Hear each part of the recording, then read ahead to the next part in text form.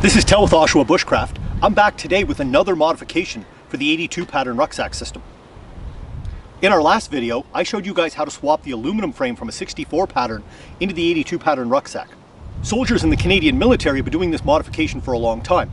It lightened the overall weight of the pack, it made it a little more ergonomic, and it worked better with the other equipment a soldier had to carry. But some of the drawbacks for doing this modification for use today as a bushcrafter or a backcountry camper is that these frames are hard to come by and they're expensive. And we don't need a shorter frame to clear our webbing or a battle belt because we're not wearing one. But what I'm going to show you guys today is how to modify an existing aluminum frame that is inexpensive and easy to find into the 82 pattern rucksack system to make what is, in my opinion, the best surplus pack you can get as a bushcrafter or as a backcountry camper. I'm going to make a quick disclaimer here. I call this the Commando frame for the 82 pattern rucksack, but I don't want to imply that I ever served in any of Canada's Commando regiments or that the Commandos ever issued a pack like this. I use the word Commando in the sense that we're finding an unconventional solution to a problem. Okay, to do this mod, you guys are going to have to find one of these. This is the standard camping backpacking pack they sold through the 60s, 70s, and 80s. Like everybody's dad had one. You ask your dad, he's probably got one hanging up in his garage. Readily available these days. You check Facebook Marketplace, do a search for rucksack or backpack frame, $5 to $15. A lot of times when you find these old packs, the pack or the straps itself are ripped or rotten or the zippers are all shot. We don't care about any of that. All we want is this frame. So you just want to make sure the frame's in good shape and that has a curved top like this. Some of them, the styes just kind of come to an end. You don't want a pack like that. As long as it looks like this one, you should be good to go. So these frames are actually considerably longer than we need. We got to take some height out of here, and if you're an aluminum fabrication guy or a welder, you probably know how to do that. You don't need my help, but I think I figured out a way that just about anybody with basic hand tools can do it at home. So this frame is identical to the one of that Spalding pack. I painted it yellow for you guys. Hopefully it'll show up better on camera. So guys, our problem here is that the top of this frame is much too long. This is where your shoulder straps go. This is where the top of the pack installs. If we put it together like this, the top of your pack would be behind your head. We want to lower this bar all the way down to about here. And we can't just cut this off because we need these curves for the 82 pack to mount on it properly. And having two bars side by side makes things mount better when we put the pack together. You'll see that later. My solution for shortening this frame is to cut a section out right here and to fit the top of this so it fits inside of this and hold it in place with a rivet or a screw.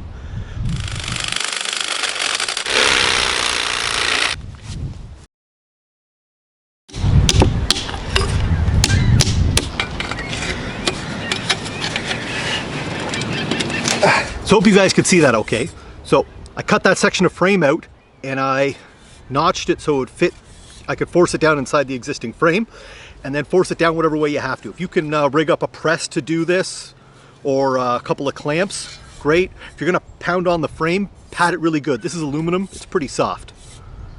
The last step is we're gonna secure this by sticking a rivet down in the end here. If you didn't have a rivet gun, you could also use a small screw. Of course, if you're a fabricator or you have the skills to work with aluminum, you could slap a TIG weld on here. But I assume if you know how to do that, you don't need to watch this video.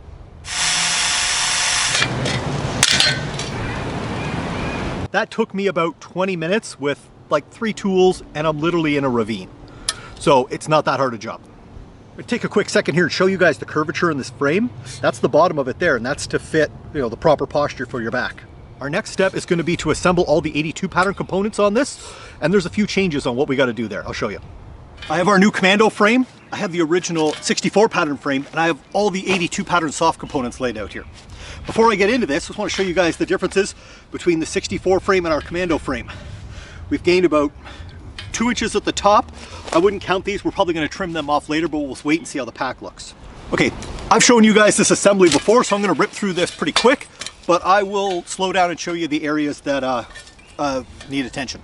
So I like taking our Mobius straps, our lower shoulder straps, and just hooking them over the bottom of the frame here.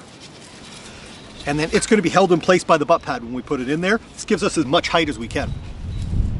So there's the hip pad installed, guys. You can see I had to use 3 straps in here to extend the straps on the 82 butt pad because they're not long enough for this wide a frame. Not hard to do. You can see the Mobius straps are down here. They're just hooked over the bottom of the frame, but then they're trapped by the butt pad so they can't fall off. Now, I'm about 6 foot tall. This is a good spot for me. If you're taller than me, you might want to move this pad down a little bit more. That's why we haven't trimmed these off yet. We'll fit that later. Here you can also see how much suspension we've gained. This used to be just hard mounted to the steel frame on an 82. Now we have some suspension in here. Shoulder straps install as they normally do. On this particular one, these vertical straps came up short again and I had to add strapping in again. They don't normally do that. I don't know, this one might just be shorter than most. The next step is lacing on the bag. We have the pack tied on now. Again, I used a bright color paracord for this. Hopefully you guys can see it better on camera. I lace it up as you normally would, but I skip the last hole and then I leave a lot of excess so I can run it all the way down to the lower rung on the frame. And this is very tight. That pack's not going anywhere. So one of our last steps is going to be putting on the waist belt. For this mod, I recommend finding the CF web belt that I showed you guys in a past video. It's wider and it's softer and makes a better belt, but this one works just fine. We really have nothing to hold it in place here. If I was using this, I would use zip ties or paracord to tie it in there. We throw on the sleeping bag straps. In the past, I've told you guys, throw away the factory straps. Find nice straps with steel buckles. That's what I got here.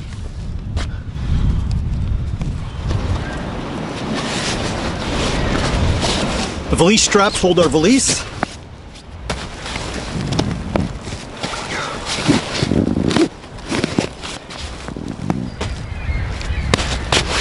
There, with the valise on it, we're done. Let's have a look at it. We have our bag fully assembled now. From the front, it looks just like a regular 82 pattern. Let's have a look at the back. There we have it, guys.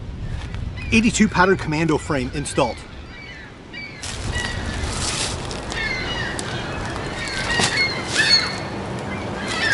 I tell you, I love this mod. I've been running one for months now. I've owned an Alice pack.